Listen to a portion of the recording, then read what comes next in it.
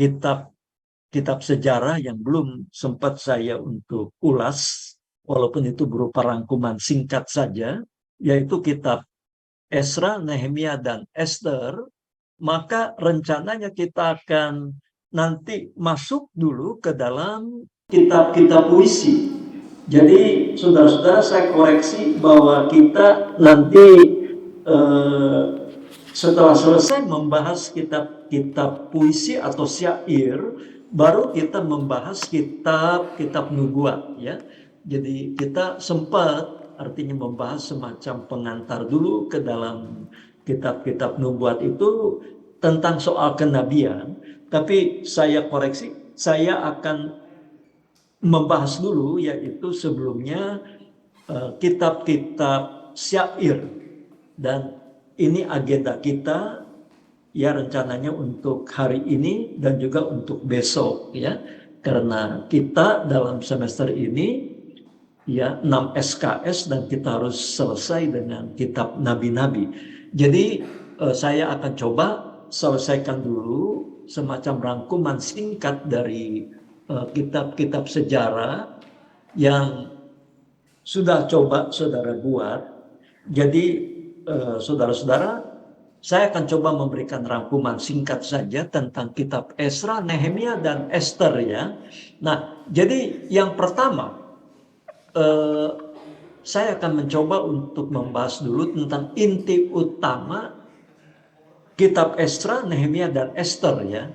Jadi ketiga kitab ini sebenarnya merupakan bagian penutup dari sejarah Perjanjian Lama.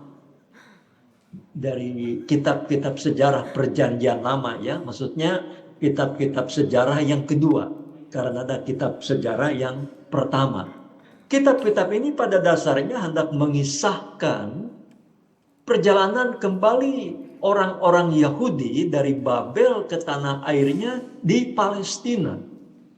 Lain daripada itu, kitab-kitab ini juga mengisahkan tentang pembangunan kembali Bait Allah serta kota Yerusalem dan pembangunan kembali kehidupan nasional bangsa Yahudi di tanah air mereka. Kejadian-kejadian ini meliputi jangka waktu dari sekitar 536 sampai 432 sebelum Masehi ya.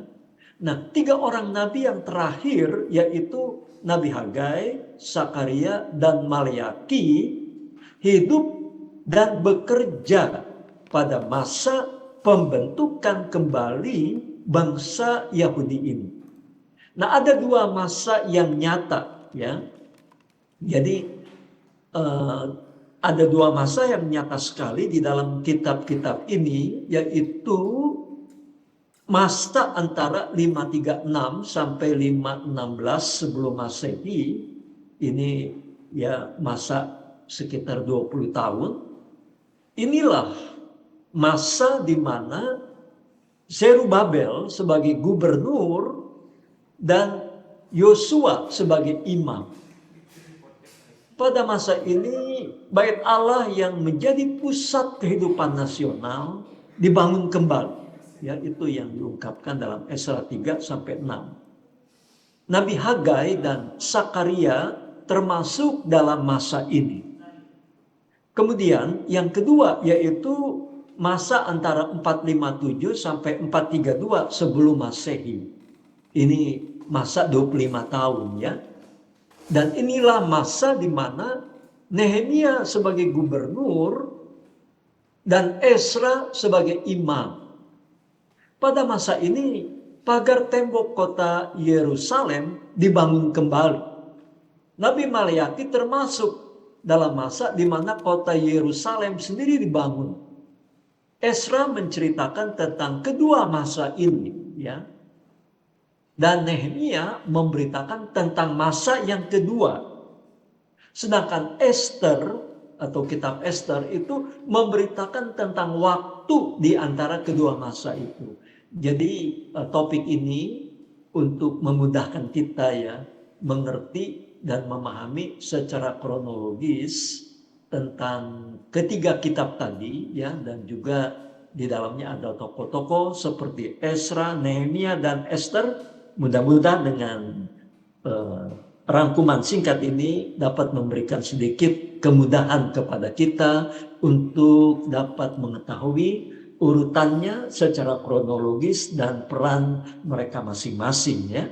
Yang ketiga, kita melihat di dalam ketiga kitab ini ada 3 gelombang perjalanan kembali orang-orang Yahudi dari tanah pembuangan di Babel ke Palestina, ya. Nah, perjalanan kembali, ya, ini kebetulan ini diketik di laptop itu tanpa sengaja, ya. Kalau menulis kata kembali selalu huruf besar, saya belum tahu itu penyebabnya apa, ya. Jadi perjalanan kembali orang-orang Yahudi ke tanah airnya dari pembuangan itu dilakukan dalam 3 gelombang, ya, saudara-saudara. Gelombang yang pertama yaitu pada tahun 536 sebelum Masehi, itu dipimpin oleh Zerubabel, di mana ikut, ya, ini detail, ya, tidak usah saya sebutkan barangkali, ya, secara rinci, ya. Jadi ini gelombang yang pertama 536 itu dipimpin oleh Zerubabel, ya. Kemudian gelombang kedua tahun 457. Nah, ini dipimpin oleh Esra, ya. Nah, ini ada penjelasan yang lebih rinci, ya. Dan kemudian gelombang yang ketiga itu tahun 444 sebelum Masehi dipimpin oleh Nehemia, ya. Jadi rombongan yang terakhir itu dipimpin oleh Nehemia, di mana dia kemudian adalah sebagai gubernur Yehuda. Nah, perjalanan ini dilakukan dengan sepasukan pengawal.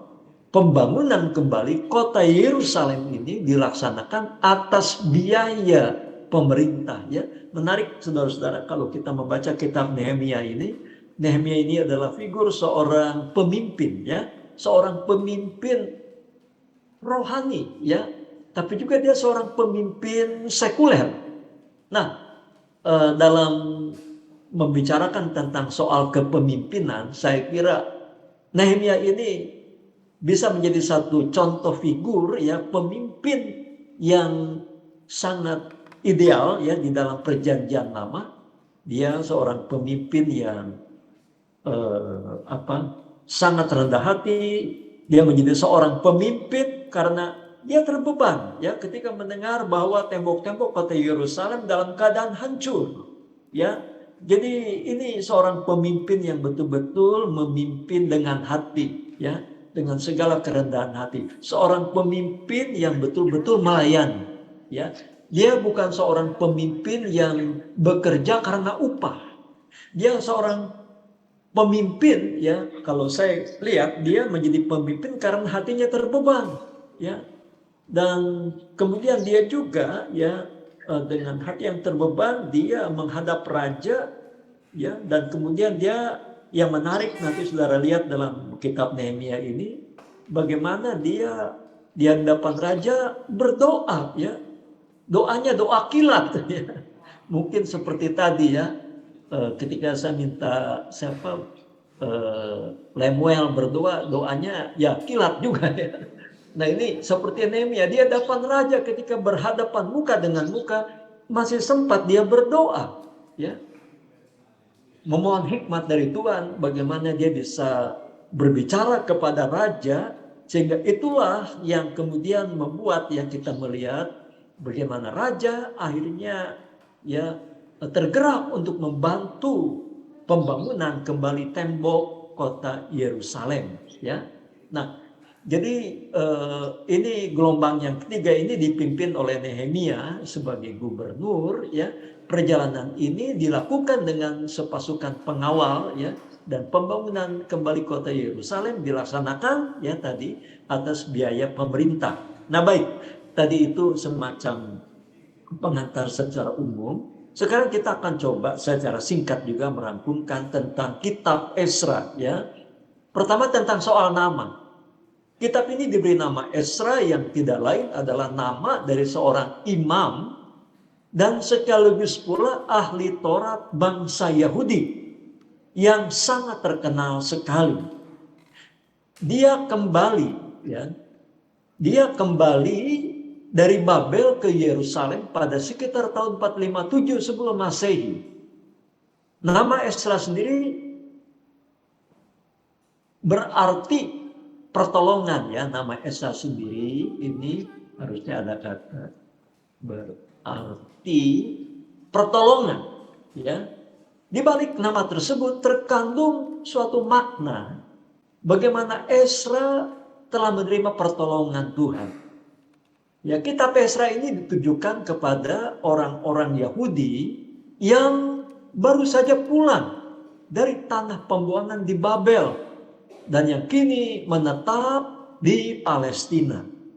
Ya, jadi Esra itu datang lebih dahulu, baru kemudian Nehemia. Ya, nah tentang penulis, walaupun tidak seluruh bahan di dalam kitab Esra ini berasal langsung dari Esra sendiri, namun umumnya diterima, ya, juga menurut tradisi Yahudi bahwa Esra lah penulisnya, sebab dialah yang telah mengumpulkan semua bahan-bahan, termasuk juga bahan-bahan yang berasal dari dirinya sendiri, sehingga akhirnya membentuk kitab Esra yang kita miliki sekarang ini.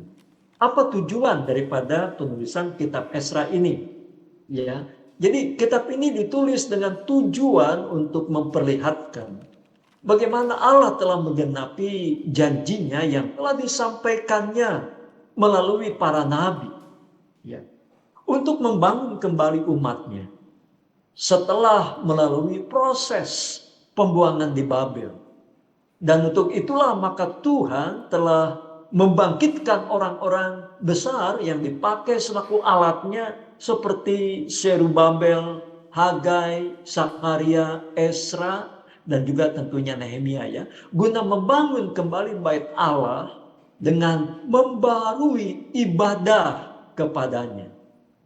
Nah, secara singkat, ikhtisar atau garis besarnya, Esra 1 sampai 6 itu tentang kisah kembalinya orang-orang Yahudi, ya, dari Babel di bawah pimpinan Zerubabel.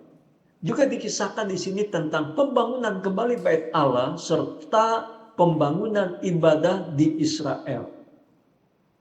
Pembaharuan ibadah di Israel. Yang kedua, Esra 7 sampai 10 menceritakan tentang kembalinya rombongan orang-orang Yahudi yang termasuk dalam gelombang kedua yang dipimpin oleh Esra. Juga dikisahkan di sini tentang pembaharuan di bidang agama yang dilakukan oleh Esra. Nah, itu tentang kitab Esra, ya. Yang keempat, kita akan melihat sekarang kitab Nehemia. Jadi kitab Esra Nehemia ini sangat berdekatan, sangat berhubungan erat sekali. Pertama tentang soal nama. Di dalam Alkitab Ibrani, kitab Nehemia ini menjadi satu dengan kitab Esra. Memang kitab Esra dan kitab Nehemia ini mempunyai hubungan yang sangat erat sekali satu sama lainnya. Nama kitab ini sesuai dengan nama pengarangnya, yaitu Nehemia. Nah, nama Nehemia artinya Tuhan menghiburkan. Mungkin nama ini hendak mengingatkan kesedihan Nehemia ketika dia mendengar tentang tembok-tembok kota Yerusalem yang masih dalam keadaan hancur, ya. Yang kedua tentang pengarang. Tidak perlu diragukan lagi bahwa pengarangnya adalah Nehemia sendiri. Hal ini didasarkan atas fakta bahwa pasal 1 sampai dengan pasal 7 dan pasal 12 ayat 27 sampai 13 ayat 31 menggunakan kata ganti aku yang sudah barang tentu itu adalah Nehemia sendiri. Siapakah Nehemia itu? Dia adalah anak Hakalia dan berasal dari suku Yehuda. Dia dibesarkan di tanah pembuangan Babel dan kemudian diangkat menjadi pegawai istana kerajaan Persia sebagai juru minuman Raja Artasasta. Jadi juru minuman di sini jangan kita bayangkan koki, ya. Juru minuman ini jabatan penting, ya, di istana Persia saat itu. Jadi mungkin dapat dianggap ini semacam sekretaris lah begitu ya. Nah, jadi ketika dia mendengar kabar yang menyedihkan tentang tembok kota Yerusalem serta nasib orang-orang Yahudi di sana, ya, yang dia dapat informasi itu dari saudaranya yang bernama Hanani, maka dengan segera dia meminta izin raja guna membangun kembali, ya, guna membangun kembali tembok-tembok kota Yerusalem. Ya, Nehemia terbeban hatinya. Ya, jadi saudara-saudara memang di dalam melayani Tuhan, ya utamanya itu kita memiliki hati yang terbeban, ya saudara-saudara. Kita melayani Tuhan bukan karena ya kita mungkin apa ya merasa bahwa kita ini mungkin tertarik menjadi hamba Tuhan, melihat bahwa menjadi pendeta itu mungkin prospeknya baik ke depan, ya. Ya sebab ya ini mohon maaf ya saudara-saudara, tak dapat dipungkiri ya, mungkin ada juga hamba-hamba Tuhan yang tertarik ya menjadi hamba Tuhan, ya, membuka kebaktian, membuka ibadah ya karena mungkin dia pikir dalam keadaan masa yang sulit seperti sekarang ini ya mungkin pekerjaan yang paling gampang yang bisa menghasilkan uang adalah membuka persekutuan, ya. Bisa undang pengkhotbah terkenal, bisa undang penyanyi, kemudian bisa mendapatkan penghasilan. Jadi itu saya kira ya saudara-saudara, saya berharap tidak ada di antara kita yang punya motivasi pelayanan seperti itu. Jadi kita ini datang ke kampus ini saudara-saudara, kita ya ada di kampus ini karena kita motivasinya satu, ya untuk melayani Tuhan, karena panggilan Tuhan. Ya kita tidak punya motivasi lain selain daripada karena kita ingin mentaati panggilan Tuhan, ya. Kita terbeban ya untuk melayani Tuhan. Ya kita melayani Tuhan bukan karena orang tua kita barangkali seorang hamba Tuhan, mohon maaf ya, bukan itu tujuannya. Tapi sekali lagi karena panggilan Tuhan, ya. Kita terbeban untuk melayani Tuhan dalam segala keterbatasan dan kekurangan kita, ya. Nah, jadi kita bisa belajar banyak tentunya dari tokoh Nehemia ini. Jadi dia sebenarnya menjadi seorang pemimpin karena terbeban hatinya. Dia tidak pernah mungkin berambisi menjadi seorang pemimpin. Inilah kasih karunia daripada Tuhan, ya. Jadi kalau kita bisa ada di tempat ini karena kasih karunia Tuhan. Kalau kita nanti bisa menjadi seorang hamba Tuhan, itu juga karena kasih karunia Tuhan. Jadi kita berusaha untuk kita tidak menyia-nyiakan kasih karunia Tuhan tadi. Kita melayani dengan hati yang tulus, ya saudara-saudara. Karena itu juga kalau kita lihat dari tokoh Nehemia ini, dia adalah seorang pemimpin yang sangat rendah hati, seorang pemimpin hamba, ya. Karena ya dalam soal kepemimpinan ya ada beberapa tipe kepemimpinan. Ada pemimpin tuan, pemimpin bos, ya. Nah, jadi dia menjadi pemimpin karena mengandalkan kepada kuasa. Jadi dia ya merasa bahwa sebagai pemimpin dia punya kuasa. Ya, jadi ini sangat berbahaya sekali ya saudara-saudara. Karena itu tiba-tiba saya teringat ada sebuah ayat yang menarik. Nah, coba ya kalau tidak salah dalam kitab Pengkhotbah ya, dalam kitab Pengkhotbah saya tidak sempat memberikan tanda, coba mudah-mudahan ya masih.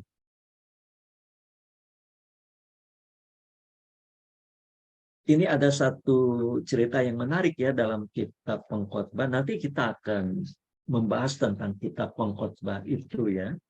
Pengkhotbah di dalam pasal yang kalau tidak salah pasal 9 ya. Nah, coba saudara-saudara boleh sambil membuka Alkitabnya ya. Saudara-saudara membawa Alkitab tentunya ya. Pengkhotbah pasal 9 ya. Kita mulai baca ayat 13 sampai ayat yang ke-18.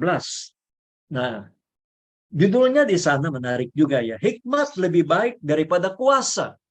Hikmat lebih baik daripada kuasa. Kita melihat ya kejadian-kejadian yang terjadi belakangan ini. ya pembunuhan berencana, itu kan sebenarnya ya karena soal kekuasaan. Sehingga karena kekuasaan ya yang namanya bawahan itu dia ya dan amin saja. Dia mentaati perintah atasan karena dia tidak bisa membantah, ya. Dia tidak bisa menolak, ya.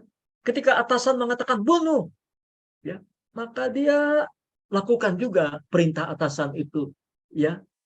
Jadi disinilah saudara-saudara menarik kalau kita membaca tentang uh, so, uh, bagian firman Tuhan ini ya. Coba saya akan bacakan ya. Hikmat lebih baik daripada kuasa. Hal ini juga kupandang sebagai hikmat di bawah matahari dan nampaknya besar bagiku. Ada sebuah kota yang kecil, penduduknya tidak seberapa. Ya, seorang raja yang agung menyerang, mengepungnya dan mendirikan tembok-tembok pengepungan yang besar terhadapnya. Ya. Di situ terdapat seorang miskin yang berhikmat. Dengan hikmatnya dia menyelamatkan kota itu. Tetapi tidak ada orang yang mengingat orang yang miskin itu. Nah, ini menarik ya. Jadi orang miskin ini berhasil menyelamatkan satu kota dari ancaman seorang raja yang sangat powerful karena dia punya hikmat. Tapi setelah dia berhasil, dia menjadi seorang pahlawan, dikatakan tadi apa? Ya, tidak ada orang yang mengingat orang yang miskin itu. Dia dilupakan. Bahkan siapa tahu mungkin dia dikucilkan, disingkirkan. Kataku. Nah ini kata pengkhotbah ya, ayat 16. Hikmat lebih baik daripada keperkasaan. Hikmat lebih baik daripada kuasa. Itu judul yang dibuat oleh Lembaga Alkitab Indonesia. Ya, hikmat lebih baik daripada keperkasaan. Coba saudara-saudara lihat sekarang ya. Banyak orang yang sangat berkuasa, powerful, punya jabatan tinggi ya dalam satu institusi, baik institusi negara maupun juga institusi gereja ya. Tapi kemudian saudara-saudara kita melihat ya bagaimana ya kekuasaan itu akhirnya disalahgunakan untuk melakukan kejahatan. Firman Tuhan mengatakan hikmat lebih baik daripada kuasa, lebih baik daripada keperkasaan. Nah, setelah ya seorang pejabat tinggi yang punya kuasa sangat powerful, ya, karena dia bisa melakukan apa saja, bisa memerintahkan apa saja, dan orang lain harus tunduk. Apa yang terjadi, saudara-saudara? Mau untung, akhirnya buntung. Ya, mungkin tadinya dia berpikir siapa yang bisa lawan dia. Dia punya kuasa. Ya, bawahan-bawahannya semua adalah orang-orangnya dia. Siapa yang bisa lawan dia? Tapi inilah yang sekarang kita saksikan kan di televisi ya, saudara-saudara, pengadilan terhadap pembunuhan berencana itu ya. Nah, saudara-saudara, kita lihat bagaimana akhirnya kan orang yang sangat berkuasa, yang sangat powerful, akhirnya ya terancam pidana mati. Minimal pidana seumur hidup. Jadi kalau begitu benar firman Tuhan katakan ya, hikmat lebih baik daripada keperkasaan. Jadi kalau nanti kita juga menjadi seorang pemimpin rohani, menjadi seorang gembala sidang, ingatlah saudara-saudara, jangan kita mengandalkan kepada kuasa ya yang ada pada diri kita, karena kuasa yang ada pada diri kita itu sumbernya dari Tuhan. Ya, jadi kita sebagai seorang pemimpin, sebagai seorang calon pemimpin, seorang calon hamba Tuhan, kita harus selalu rendah hati. Jangan menganggap kita lebih hebat, ya, lebih tinggi. Kita akhirnya menjadi sombong dalam tingkah laku kita, dalam perbuatan kita, dalam ucapan kita. Itu bukan ciri daripada orang yang berhikmat. Ciri daripada orang yang berhikmat itu dia rendah hati. Ya. Dia tidak mementingkan kekuasaan. Bahkan dia rela ya. Barangkali dia tidak dianggap orang yang penting. Dia rela kehilangan jabatan, dia rela kehilangan kekuasaannya. Nah, itu hikmat yang dari atas, kata surat Yakobus kan ya. Nah, bagaimana saudara-saudara kita juga belajar ya di asrama ini, kita menjadi juga mahasiswa-mahasiswa yang berhikmat ya.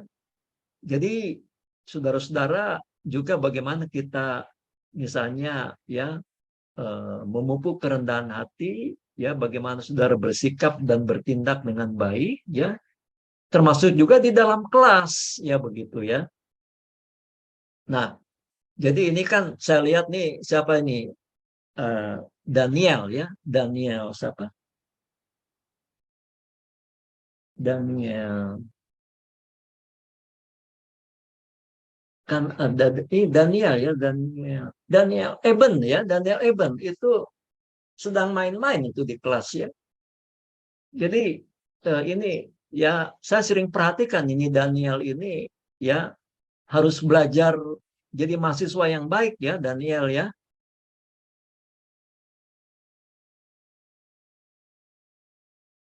Ya jadi bagaimana kita juga ya belajar rendah hati, kita belajar untuk juga serius ya di dalam belajar. Itu juga hikmat ya. Saudara-saudara, jangan kita ya menjadi mahasiswa yang ya kita tidak serius ya. Nah, kita kembali kepada topik tadi ya. Jadi, saudara-saudara, saya masih membacakan ini apa yang dikatakan dalam kitab Pengkhotbah ya, pasal yang ke-9 ya. Hikmat itu lebih baik daripada keperkasaan, tapi hikmat orang miskin dihina ya. Dan perkataannya tidak didengar orang. Kan aneh ya. Tapi itulah yang fakta nyata. Jadi kita pengkhotbah yang nanti akan kita bahas sebenarnya secara jujur mau menggambarkan ya realita nyata dalam hidup sehari-hari. Ya banyak terjadi paradoks, hal-hal yang ironis dalam hidup ini. Ya orang miskin yang berhikmat tapi akhirnya ya dia sudah berjasa tapi tidak diingat lagi, dilupakan. Itulah kenyataan dalam hidup ini. Ya perkataan orang berhikmat yang didengar dengan tenang ya lebih baik daripada teriakan orang berkuasa di antara orang bodoh. Hikmat lebih baik daripada alat-alat perang ya. Jadi buat apa nanti saudara dapat gelar STH tapi tidak berhikmat? Percuma saudara-saudara ya. Ini ingin saya tekankan saudara-saudara bahwa kita studi, kita belajar di STTBI ini bukan untuk kita mencari popularitas ya. Bukan untuk utamanya mencari gelar ya. Saudara-saudara, sekarang ini gelar gampang didapat ya. Gelar gampang didapat seperti tadi disinggung ya oleh Pak Heru ya dalam doa pagi tadi ya. Jadi saudara-saudara, gelar tuh orang nggak lihat gelar ya. Saudara-saudara, orang nggak lihat gelar, orang lihat pribadi kita ya. Biarpun gelarnya berjejer ya, lebih panjang mungkin dari namanya, tapi ya kalau kepribadian kita tidak baik ya, orang tidak akan respect terhadap kita. Tapi biarpun mungkin kita tidak punya gelar, tidak punya jabatan kependetaan, tapi kalau kita punya sikap baik, mungkin orang akan langsung bisa membaca, oh saudara ini pendeta ya, begitu ya. Nah, tapi kalau kita, biarpun kita pendeta, biarpun kita punya gelar, punya titel banyak, tapi kalau perilaku kita, cara bicara kita, cara kita bersikap ya, tidak sopan misalnya begitu, orang tidak akan percaya kalau kita ini adalah mungkin pendeta. Orang tidak akan percaya kalau kita ini adalah seorang doktor ya. Nah, jadi ini ya perlu juga untuk saya sampaikan kepada saudara-saudara karena ya ini ancaman, godaan bagi generasi milenial ya yang cenderung sekarang ini ingin serba cepat, serba gampang ya dan tidak lagi mengejar mencari hikmat yang dari atas ya, tapi mengejar hikmat yang dari bawah ya. Nah, kemudian dalam ayat yang ke-17, saya ulangi lagi sampai ayat yang terakhir, perkataan orang berhikmat yang didengar dengan tenang lebih baik daripada teriakan orang yang berkuasa di antara orang bodoh. Hikmat lebih baik daripada alat-alat perang. Tetapi satu orang yang keliru ya, dapat merusakkan banyak hal yang baik. Nah ini perhatikan satu hal, satu orang yang keliru ya, dapat merusakkan banyak hal yang baik. Kita lihat dalam kasus pembunuhan berencana yang sedang disidangkan secara terbuka sekarang ini ya. Akibat ya tindakan daripada satu orang yang sangat berkuasa tadi, yang punya jabatan tinggi, jabatan penting ya, sampai dikatakan bahwa orang itu seolah-olah punya kerajaan sendiri ya dalam institusi kepolisian ya. Apa yang terjadi saudara-saudara? Karena dia error, melakukan tindakan yang salah, yang keliru, akibatnya saudara-saudara puluhan pejabat tinggi ya di kepolisian jadi korban, dan satu orang juga ya mati dengan sia-sia ya, padahal belum tentu barangkali orang itu bersalah. Nah jadi ini sangat relevan ya untuk kita juga bisa sedikit merenungkan. Nah baik, jadi ini saya tadi sengaja sedikit tambahkan ya sebagai satu ya mungkin cuplikan ya refleksi dari seorang figur yang sangat baik dari segi kepemimpinan, yaitu Nehemia ya. Jadi kalau saudara nanti membahas, saudara membawakan seminar tentang kepemimpinan, saya kira ini figur Nehemia ini penting ya untuk bisa juga dijadikan sebagai contoh atau sebagai teladan ya. Nah, baik saudara-saudara, kita akan lihat berikutnya apa inti utama dari kitab Nehemia ini. Jadi inti utama kitab ini adalah tentang pembangunan kembali tembok kota Yerusalem ya, pasal 1 sampai 6. Apabila kita bandingkan dengan kitab Esra, maka terlihat bahwa kitab Esra itu terbagi atas dua bagian. Yang pertama yaitu pembangunan kembali, ya pembangunan kembali Bait Allah di bawah pimpinan Serubabel, dan pemulihan ibadah di bawah pimpinan Esra. Sedangkan kitab Nehemia yang merupakan kelanjutan dari kitab Esra juga terbagi atas dua bagian, yaitu pembangunan kembali ya, pembangunan kembali tembok kota Yerusalem, dan pendidikan kembali umat Tuhan ya. Jadi tadi pembangunan kembali Bait Allah, pemulihan ibadah. Nah, dalam kitab Nehemia kita lihat pembangunan kembali tembok kota Yerusalem, bukan Bait Allah, dan pendidikan kembali umat Tuhan ya. Jadi setelah pemulihan maka sekarang pendidikan kembali umat Tuhan sebagai tindak lanjut berikutnya. Nah, tentang soal ajaran atau message yaitu bisa kita lihat dalam buku Dennis Green halaman 116 ya, yang pada intinya di sana ya kita lihat ada beberapa poin ya. Salah satunya Tuhan selalu menepati janjinya. Yang kedua, pekerjaan Tuhan selalu mendapatkan perlawanan. Ya, yang berikutnya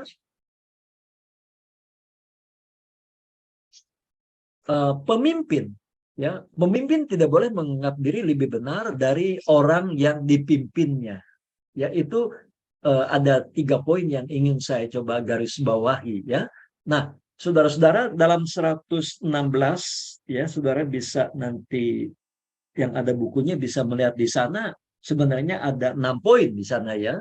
Coba kita lihat barangkali ya, ini beberapa ajaran pokok yang dikemukakan oleh Dennis Green ya. Jadi yang pertama, Tuhan selalu menepati janjinya. Kalau masa penghukuman orang-orang Yahudi itu sudah genap, maka Tuhan memungkinkan mereka dapat pulang dari tempat pembuangan ya. Hukuman Tuhan mempunyai tujuan mendidik, ya. Jadi hukuman Tuhan bukan tindakan balas dendam. Nah, apabila tujuan itu sudah tercapai, anak-anak Tuhan akan dilepaskan dari hukuman, ya, atau dari pencobaan. Yang kedua, ya, pekerjaan Tuhan yang terpenting senantiasa atau mungkin selalu ya mendapatkan perlawanan yang paling keras. Tapi kalau hamba-hamba Tuhan menghadapi perlawanan itu dengan ketegasan, mereka pasti sanggup mengatasinya. Iblis terus-menerus ya berusaha menghalangi pekerjaan Tuhan. Tetapi di dalam Kristus, hamba-hamba Tuhan itu lebih berkuasa dan harus melawannya dengan doa dan iman sampai menang. Ya. Yang ketiga, kita harus belajar dari kesalahan-kesalahan dan dosa-dosa dahulu kala. Jangan seperti orang Yahudi yang belum lama kembali dari pembuangan, tapi jatuh lagi ke dalam dosa yang sama, yang menyebabkan masa pembuangan tadi. Ya. Yang keempat, anak-anak Tuhan harus bersikap rela untuk kerjasama dalam pekerjaan Tuhan. Masing-masing dengan tugasnya sendiri. Tetapi semua menuju kepada tujuan menyelesaikan pekerjaan itu dengan selekas-lekasnya dan sebaik-baiknya.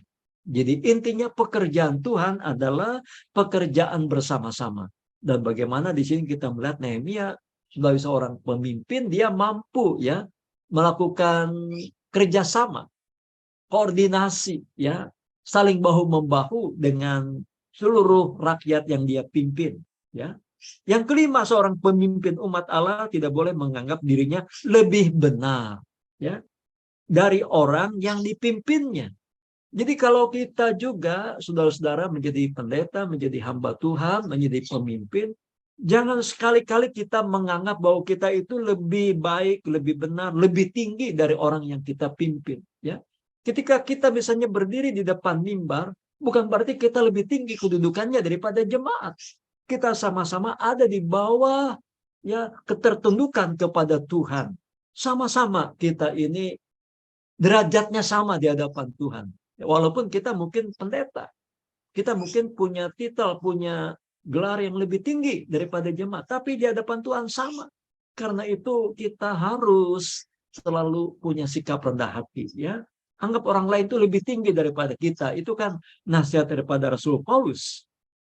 Kalau mereka berbuat salah, dialah yang harus bertanggung jawab atas mereka. Dan tidak boleh mengecualikan dirinya dalam mengakui dosa umat itu di hadapan Allah. Nah, ini yang sering kali terjadi ya, saudara-saudara.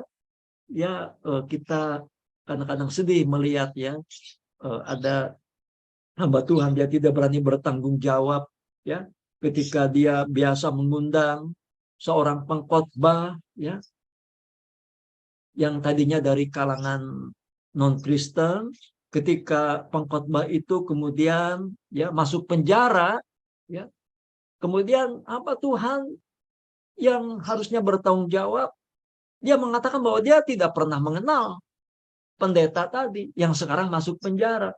Nah, ini saya kira jauh daripada kepemimpinan Nehemia, ya. Seorang pemimpin yang sejati itu dia berani bertanggung jawab atas keputusan yang dia telah buat, ya.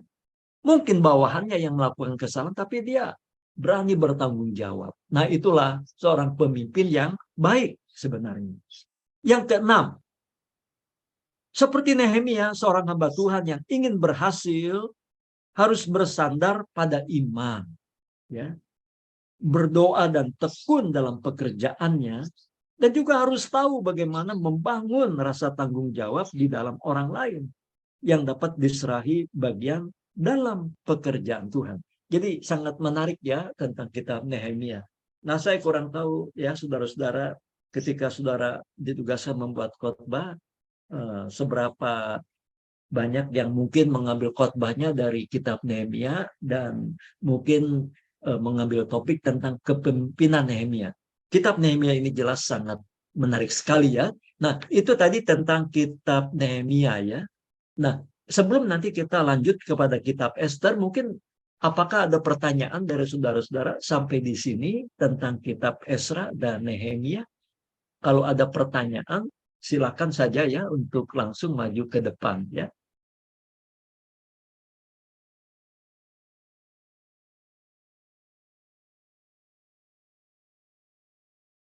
Baik, kalau belum ada pertanyaan, saya lanjut dulu saja ya. Kitab Ester, ini kitab yang terakhir.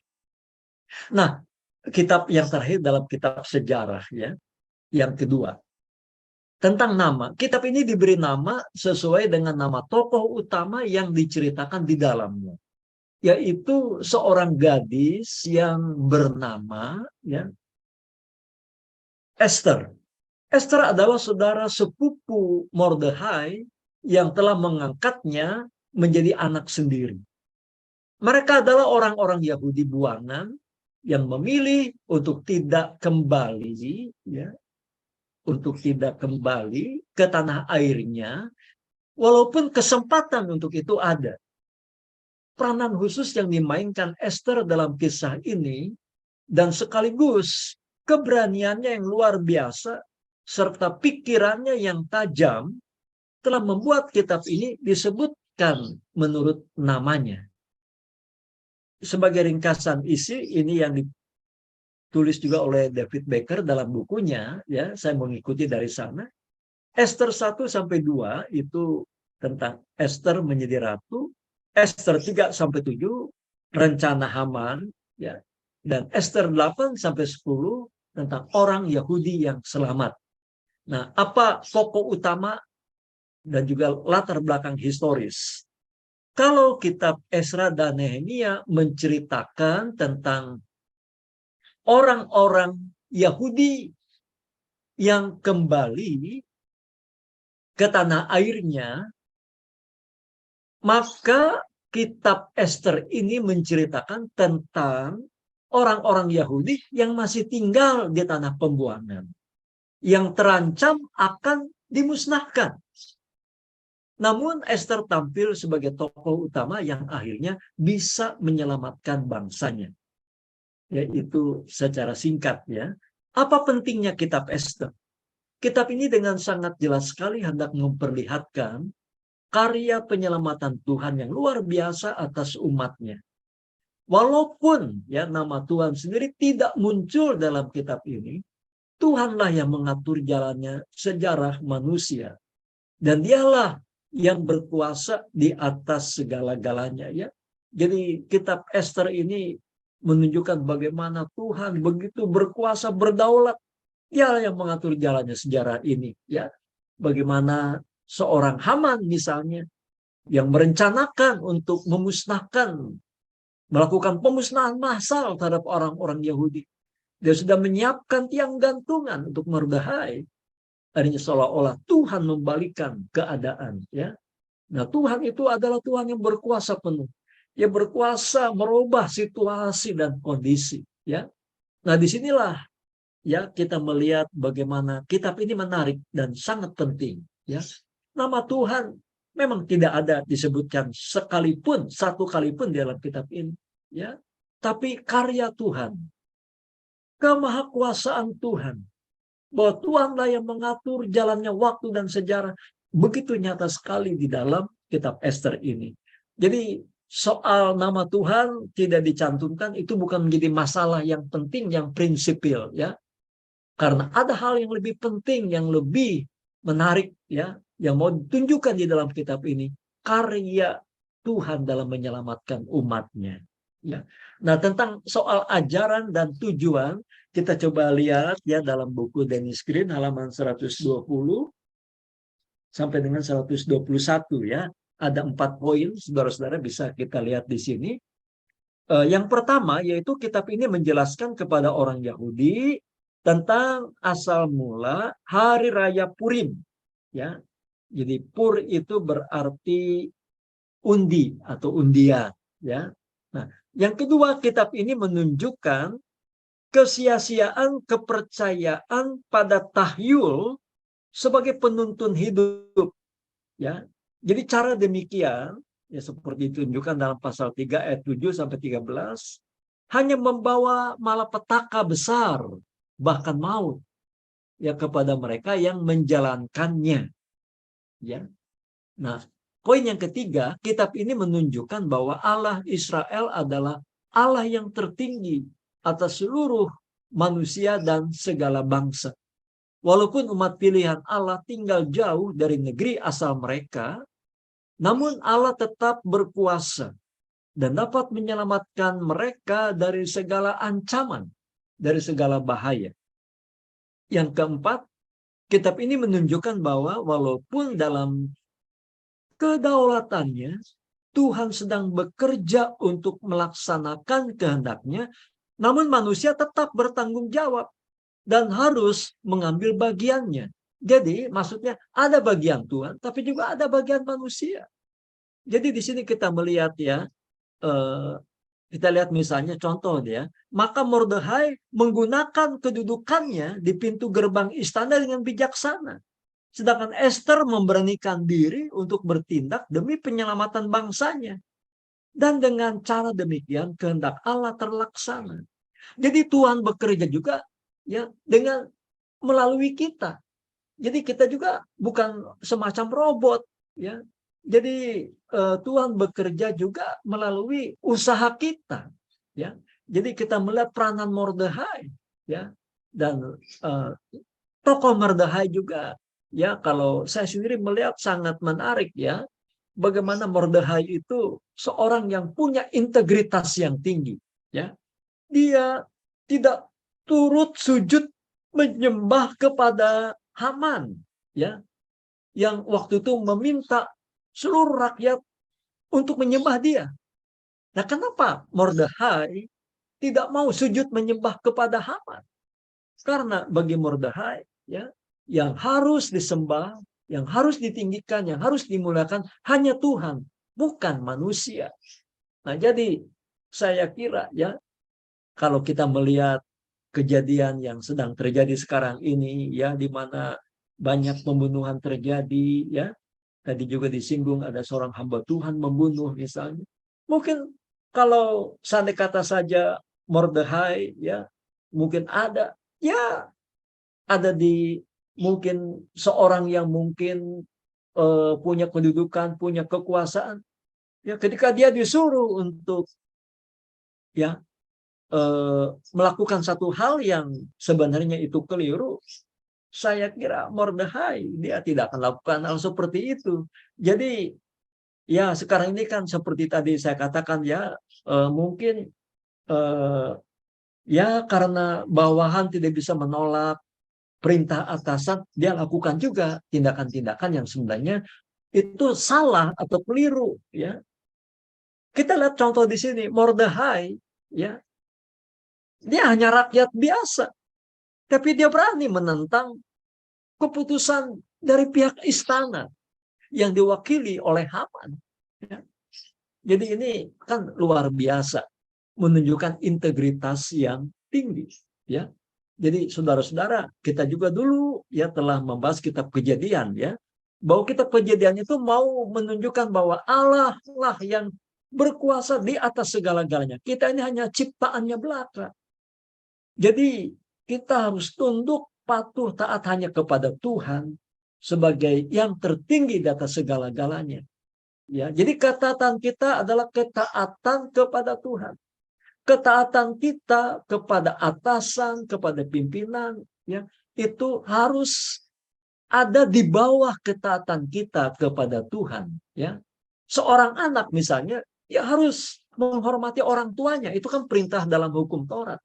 Tapi ketika orang tua menyuruh dia mencuri, ya, seorang anak, ya, karena dia lebih taat kepada Allah, dia akan menolak perintah daripada ayahnya atau ibunya misalnya untuk mencuri.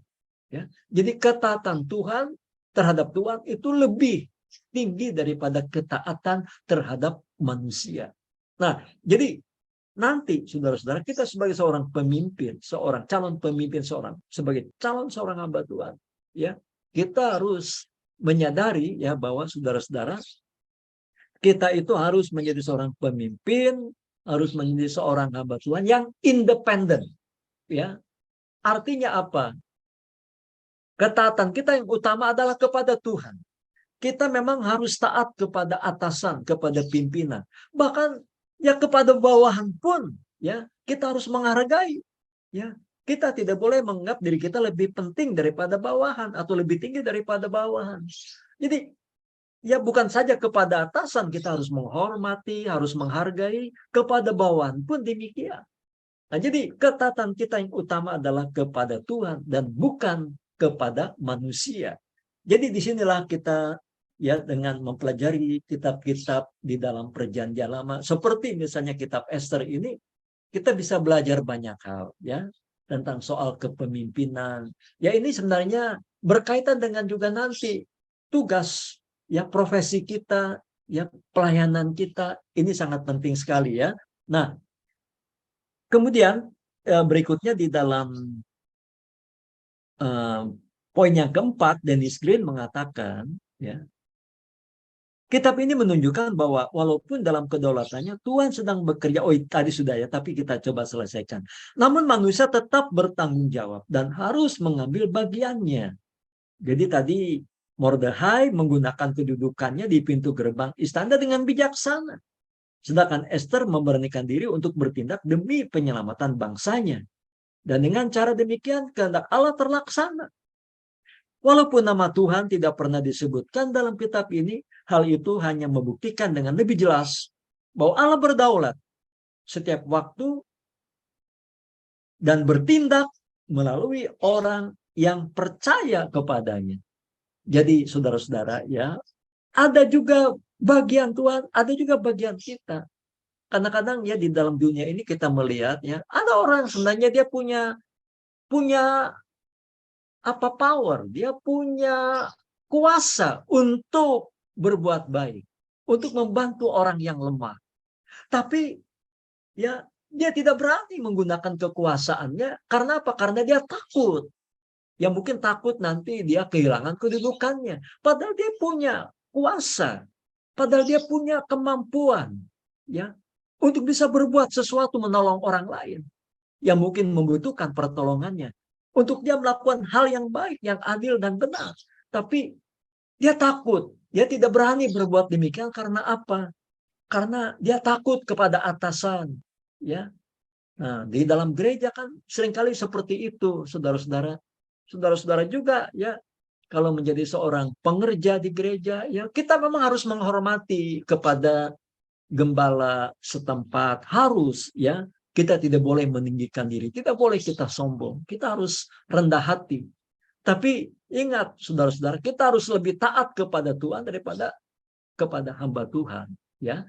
Nah saudara-saudara, eh, saya kira ya kita sudah coba untuk menyelesaikan tentang kitab sejarah yang kedua yang tadi berakhir dengan kitab Esther ya. Nah baiklah saudara-saudara, mungkin sebelum nanti kita akan beralih kepada kitab-kitab puisi, ya kita akan nanti saya memberikan kesempatan sekali lagi kalau mungkin ada pertanyaan, ada komentar, silakan ya. Saudara-saudara boleh maju ke depan ya, silakan.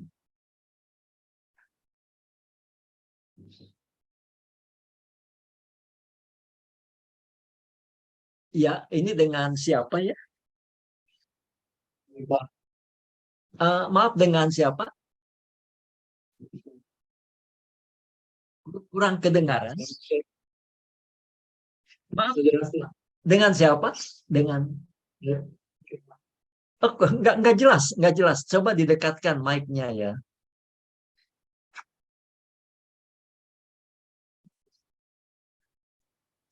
Baru sekarang jelas. Dengan siapa? Roy. Ya baik Roy. Bagaimana Roy? Apa yang mau di...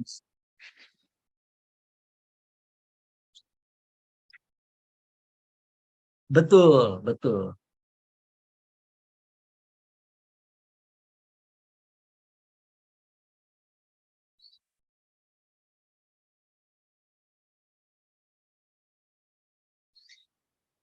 Oh iya, itu di mereka kan memimpin ya perjalanan orang-orang Yahudi yang dibuang ke Babel ke Palestina. Jadi mereka bekerja ya di Palestina, ya di tempat yang sama begitu ya.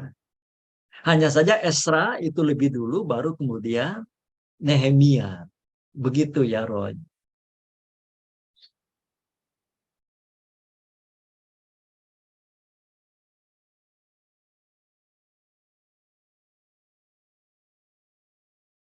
Nehemia itu dia lebih berfungsi sebagai bupati ya, sebagai bupati atau gubernur lah istilahnya begitu ya, Nehemia itu. Dia sebenarnya juga ya merangkap pemimpin rohani ya, walaupun dia pemimpin sekuler begitu ya.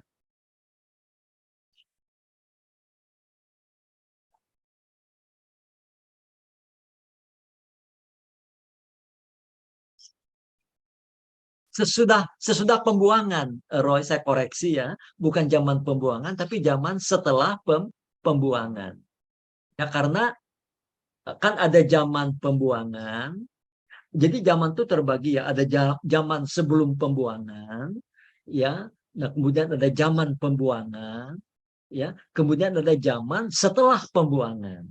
Nah, kitab Esra, Nehemia, ya, itu menceritakan kejadian pada zaman setelah pembuangan, di mana orang-orang Israel atau orang-orang Yahudi yang tadinya dibuang ke Babel, sekarang diizinkan kembali untuk pulang ke tanah air mereka di Palestina. Begitu ya, Roy. Terus bagaimana, Roy, pertanyaannya?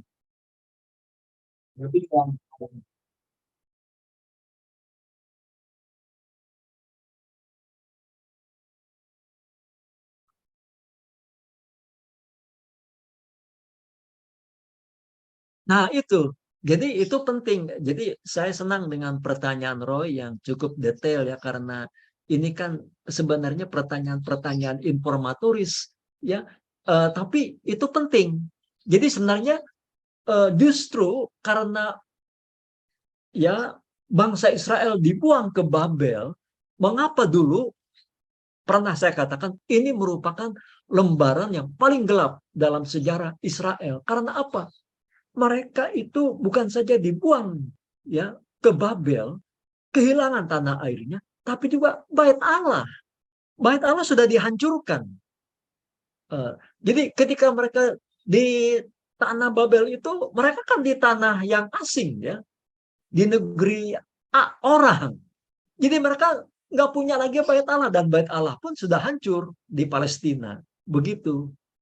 Nah, ketika mereka kembali, baru kemudian dicoba dibangun kembali itu bait Allah yang sudah hancur tadi. Nah, jadi pembangunan bait Allah itu dilakukan oleh Esa dan Nehemia membangun tembok kota Yerusalem. Begitu ya, Roy. Kronologinya kurang lebih.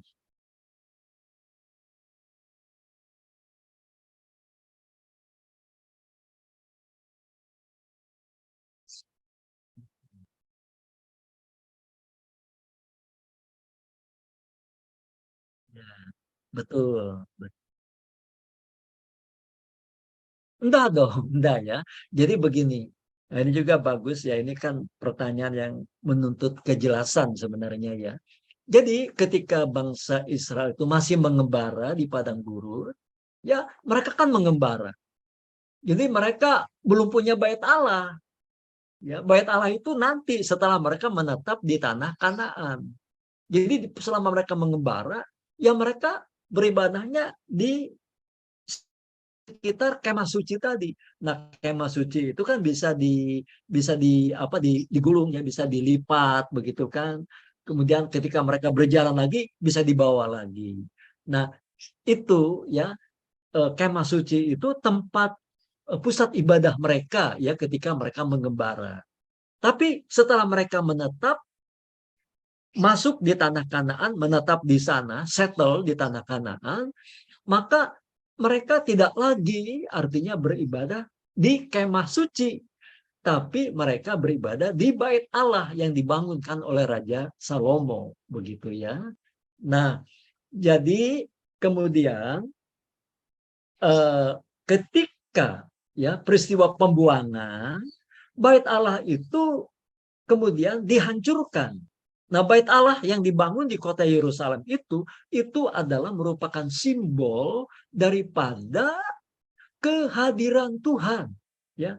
Simbol daripada kehadiran Tuhan. Karena itu, karena adanya bait Allah di kota Yerusalem, maka kota Yerusalem disebut sebagai kota suci. Nah, itu perlu diketahui juga. Ya, kenapa kota Yerusalem disebut kota suci? Karena di sana ada bait Allah. Dan bait Allah itu adalah simbol daripada kehadiran Tuhan. Ya. Nah, ketika peristiwa pembohongan itu terjadi dan bait Allah itu dihancurkan, mengapa itu menjadi lembaran paling gelap dalam sejarah bangsa Israel? Karena mereka syok, ya, mereka frustrasi. Kok bait Allah, simbol kehadiran Allah, kok bisa dihancurkan oleh tentara-tentara kafir yang memuja kepada dewa Marduk?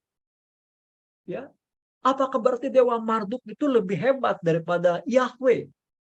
Nah, disitulah kenapa muncul nabi-nabi, ya, seperti Nabi Yesaya, ya, yang oleh beberapa ahli disebut Yesaya kedua atau Deuteronomi Yesaya, yang memberikan penghiburan kepada umat Israel, ya, bahwa Tuhan tetap masih setia kepada umatnya, ya. Jadi disinilah kita melihatnya, Roy, bagaimana mereka di tanah pembuangan itu mereka tidak punya bait Allah. Nah, di saat itulah sebenarnya tradisi-tradisi hukum Taurat yang mereka itu hanya dengan mengingat, ya, mulai ditulis. Nah, disinilah peranan Esra sangat penting sekali. Jadi disitulah kita melihat bagaimana umat, ya, mereka beribadah, ya, bukan lagi di bait Allah, tapi mereka beribadah, ya, mungkin di tempat-tempat yang sekarang ini disebut sebagai sinagoge. Jadi bait Allah sudah tidak ada lagi, begitu ya, Roy. Nah, itu baru dibangun kembali setelah mereka pulang ke tanah air mereka. Nah, jadi ini kalau diteruskan kan menarik juga ya, Roy, ya, bahwa bait Allah yang kemudian dibangun kembali itu, ya, kan itu kan dihancurkan, ya, oleh tentara-tentara Romawi pada tahun 70.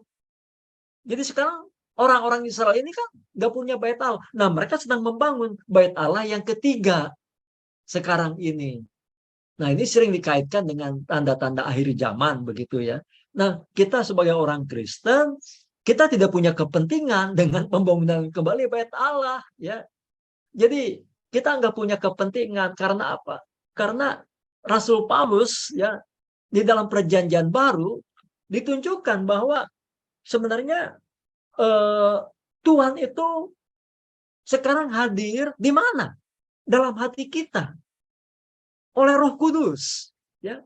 Jadi itu terjadi pada peristiwa Pentakosta. Nah, di sanalah dalam peristiwa Pentakosta itu Roh Kudus, ya, berdiam di dalam hati orang-orang yang percaya untuk pertama kalinya. Nah, jadi itulah yang disebut dengan peristiwa baptisan Roh Kudus, ya, di mana Roh Kudus mendiami hati orang percaya. Dan sekarang pun kita menerima Roh Kudus, yaitu sesuai dengan apa yang diajarkan dalam Perjanjian Baru pada saat kita percaya kepada Yesus. Kita menerima Roh Kudus, kita dimeneraikan pula oleh Roh Kudus. Dan karena Roh Kudus mendiami hati kita, kalau kita betul-betul percaya kepada Yesus, maka kita ini, tubuh kita ini disebut sebagai rumah Roh Kudus, rumah Allah, bait Allah, begitu. Itu misalnya dalam 1 Korintus 3 ayat yang ke-16. Jadi begitu, Roy, ya, kalau kita lihat secara benang merah keseluruhannya. Jadi kita melihat ya bagaimana ketika mereka mengembara dulu, ya, belum ada bait Allah, tapi yang ada kemah pertemuan. Nah, setelah mereka menetap, ya, kemah pertemuan tidak lagi digunakan karena mereka sudah menetapkan. Jadi mereka bangun bait Allah. Nah, bait Allah itu kan 2 kali dihancurkan, ya. Pertama 586 ya oleh tentara Babel, kemudian tahun 70 oleh tentara Romawi. Nah, jadi sekarang ini orang Israel yang sekarang ini sedang sibuk membangun bait Allah kembali, ya, karena mereka kan tidak percaya kepada Yesus, ya. Jadi karena mereka tidak percaya kepada Yesus, maka mereka pikirannya seperti, ya, seolah-olah Yesus belum datang. Jadi mereka ingin membangun kembali itu bait Allah. Nah, bagi kita sebagai gereja orang Kristen yang betul-betul percaya kepada Yesus, kita yakin bahwa sebenarnya sekarang Allah ini sudah ada di dalam hati kita. Jadi kita ini bisa beribadah kepada Tuhan, ya, di mana saja. Kita tidak lagi terikat kepada tempat. Makanya ketika terjadi peristiwa COVID-19, ya, 2 tahun, ya, kita tidak bisa beribadah secara onsite di gereja, gereja-gereja tutup, ya, ya, kita masih tetap bisa beribadah kepada Tuhan, ya, walaupun melalui media online. Itu menunjukkan bahwa sebenarnya Tuhan tidak terikat dengan tempat, sekalipun itu yang namanya bait Allah, ya. Nah, bukan berarti bahwa kita sekarang sudah mulai normal, ya, kita kemudian pikir tidak perlu lagi kebaktian secara onsite. Nggak begitu juga, ya. Tapi paling tidak ini menunjukkan Tuhan, ya, tidak terikat dengan tempat, walaupun itu tempat yang kudus, tempat suci seperti bait Allah tadi. Begitu, Roy, apakah ada kejelasan atau masih ada pertanyaan lagi? Silakan.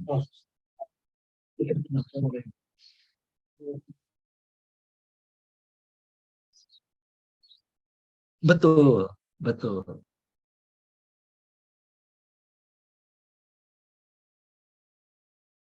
betul.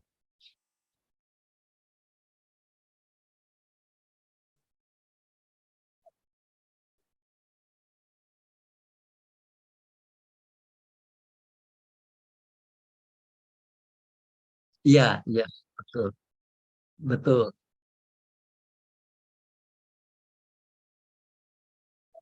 Iya,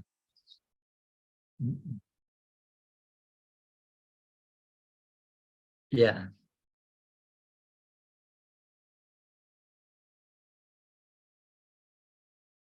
iya, betul, betul,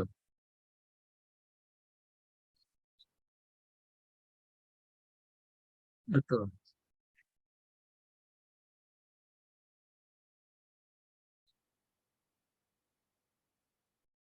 Ya, hanya imam besar, ya, hanya imam besar yang bisa masuk ke ruang Maha Kudus, ya. Terus bagaimana, Roy?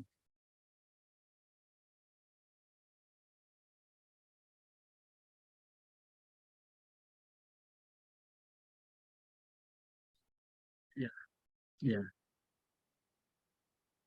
ya. Hmm.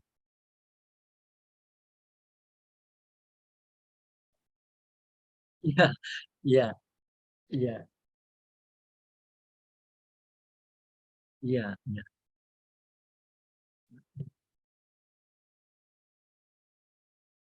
iya, iya, betul, betul, iya,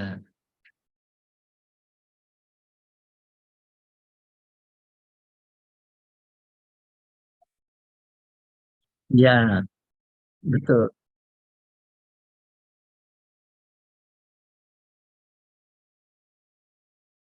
Iya, jadi kan memang ya ini menarik, ya, kalau nanti saudara coba klik di Google, ya. Terakhir itu ada informasi katanya diketemukan itu tabut perjanjian itu kalau nggak salah di Ethiopia atau di mana begitu, ya. Jadi ceritanya kan yang namanya tabut perjanjian itu sepertinya sudah nggak diketahui lagi secara pasti keberadaannya di mana, ya, begitu. Nah, tapi kan di sini menarik, ya. Di dalam perjanjian lama sudah mau ditunjukkan kepada kita tidak ada tempat-tempat keramat. Baik, tabut perjanjian itu juga kan tadinya kan sempat mau digunakan oleh orang-orang Israel, ya, ketika mereka berperang, tapi ternyata tidak manjur, tidak mempan. Tetap mereka juga kalah, begitu, ya. Itu ada ceritanya yang nanti bisa dicari di dalam perjanjian lama. Nah, jadi itu yang sering saya katakan, Tuhan ada di mana-mana tempat, ya. Tapi Tuhan tidak pernah terikat dengan tempat, sekalipun itu tempat kudus, tempat suci, yang namanya bait Allah atau tabut perjanjian tadi. Jadi bagi kita nggak menjadi masalah, ya. Kita nggak terlalu penting, ya. Kalau tabut perjanjian itu kita sudah nggak tahu lagi di mana keberadaannya, itu tidak mengganggu iman kita sedikit pun, ya. Jadi iman kita tidak bertumpu kepada tabut perjanjian. Iman kita itu bertumpu kepada satu pribadi, yaitu Yesus. Ya. Nah, jadi kalau memang ada penemuan, ya, bagi kita mah itu hanya opsional, ya. nggak terlalu signifikan lah bagi iman kita begitu ya. Nah begitu. Nah, cuman bagi orang-orang Yahudi ya karena mereka memang ya orientasinya ya membangun bait Allah. Nah saya kurang tahu mereka nanti bagaimana dengan soal tabut perjanjian itu ya begitu. Begitu ya Roy yang dapat saya sedikit jelaskan. Ya, baik, baik Roy. Silakan saudara-saudara mungkin masih ada yang lain. Atau saudara-saudara kita break dulu saja ya karena ini sudah menunjukkan hampir jam 9. Kita break dulu seperempat jam saja ya. Seperempat jam nanti kita masuk jam 9 lewat seperempat. 9 lewat 15 menit ya.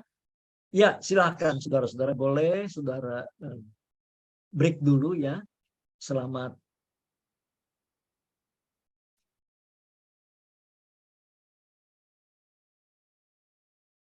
Oh, Nathan. Sebentar ya. Johan. Nathan. eh, Nathan itu nomor berapa ya? Johan ya. Oh ya, Nathanael ya. Nathanael Budi Dharma ya. Mungkin maksudnya ya Johan ya. Betul ya Johan.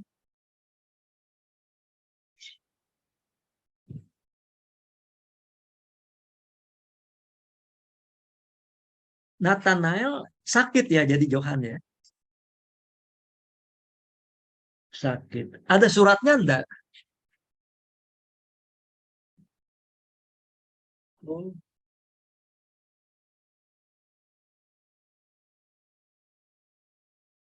iya. Jadi nggak ada surat ya. Terus kalau Abdiel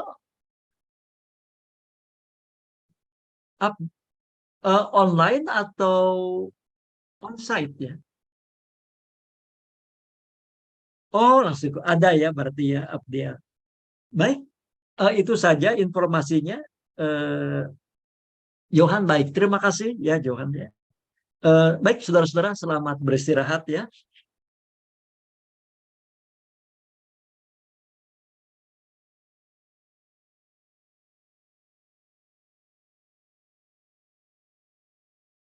Saudara-saudara, sambil beristirahat, saya minta tolong kepada Gebi, bisa tolong nanti ada 5 kelompok ya, ada 5 kelompok kan itu yang presentasi itu belum semua kelompok dan ternyata masih cukup banyak yang belum dapat bagian.